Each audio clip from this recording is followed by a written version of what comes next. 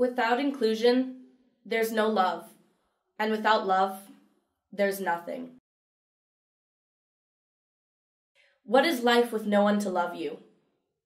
Inclusion gives us all a sense of purpose, a reason to celebrate, a way to embrace someone's heart before we judge their appearance. We need to have acceptance in ourselves, but we desperately need to see it in others. Many teens feel if it wasn't for one person or one thing or one hope, they might not be here right now. They wouldn't want to be. They look for the affirmation of love, the signs of acceptance and calmness associated with true belonging. It might be that they just haven't found where they belong yet, where they're included. That is the hard journey, but the worthwhile journey. I have never felt like I belong wherever I am, at school, at home, or at other places. I always feel like others are judging me or laughing at me. I don't think anybody understands me or wants to understand me. I spend a lot of time alone. Even when I'm sitting with my friends, I always feel like I'm not really their friend. I feel like everyone else gets along and they just tolerate me. I'm always looking into the fishbowl. No matter where you are in life, put purpose to your experiences. If inclusion lives within the very core of human existence, how is it that exclusion can also thrive? Why do we seek to reject, rule, and restrain? I act like it doesn't hurt me, but I don't like being ignored or feeling worthless. I feel like a ghost in class and at home. I wonder if anybody would notice if I wasn't around. I wonder what it feels like to have someone beside you in rough times. I wonder what it feels like to have someone that cares about you. We tend to put people into easy-to-recognize little boxes. Fat, skinny, ugly, pretty, rich, poor, gay, straight, black, white, good, bad, right, wrong, popular, unpopular, happy, sad. And not only do we produce simple classifications for people, but we have a habit of minimizing them by using these catch-all labels. Wanting to belong is a basic need. When I go out with friends, I feel like I don't really know them. They aren't real friends, and I'm just there like a third wheel. I want to belong, but with how I look, I feel like I should only belong to a certain group. It's like I have to hide interests and hobbies because it may not be acceptable. I think it'd be better if people didn't have eyes, because then they wouldn't be able to judge my physical appearance. Inclusion and exclusion are two real and powerful forces.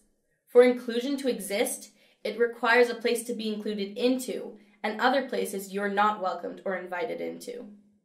You can't belong to all groups, just like you can't be outside every group. There are boundaries, and boundaries are vital and healthy. There are boundaries that others set up, and boundaries that you set up. Healthy boundaries support you in being you, and me in being me, and us being us together. Without boundaries, there is a struggle to be a part of without being consumed by. I haven't accepted myself yet. I don't know if I can. I hate the feeling of not belonging, not fitting in, not knowing where I fit in. I want to be able to just be me around people. I want them to like me and invite me out. I don't usually get invited. I want the real me to fit in. To feel included, we need to be open to accepting others. How can you be accepted if you're not ready to accept? Each of us has things or people in our life we find hard to embrace. Maybe we need to spell out what an authentic embrace looks like. Maybe we need to be reminded, because we have forgotten what acceptance looks like. First, you have to open your arms and wait, then embrace and connect. Finally, you must let go. As much as we would like to hold on to others forever, we must have room to be I. Be strong enough to stand on your own, but beside those who you want to be with, be friends with, be loved by, and be loving too. What if I told you that embrace is actually not the most important part of an embrace, but rather it is the will to embrace? What would happen, do you think, if this became our new approach? If instead of bombarding others with sharp words or rebuke and violence, we embrace, we accept. It's a beautiful sight. To truly feel connected to others is by no means easy. It is actually quite the opposite.